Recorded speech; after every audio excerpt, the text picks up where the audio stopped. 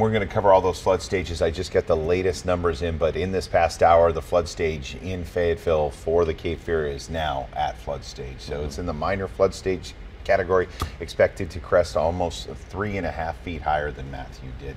As a matter of fact, let's look. I've had a lot of questions. How does this compare to Matthew? Well, Steve Stewart just put this data together for us. We'll do the Tar River first. Florence forecast to crest the Tar River at Tarboro 15 feet, 20 feet below Matthew. So that's good news for the Tar River. The Neuse at Smithfield and Goldsboro both expected to crest below Matthew, and Smithfield 9 feet below where Matthew was, Neuse 2.4 feet below where Matthew was.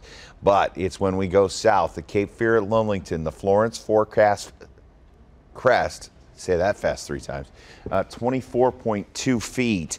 The Matthew crest was 19 feet. So this is expected to crest almost 5 feet higher in Lillington than it did with Matthew. Cape Fear at Fayetteville, the forecast crest is around 62 feet. Matthew's crest was 58 feet, so 3.5 feet higher than Matthew. And then the Little River at Manchester, forecast to crest at 35.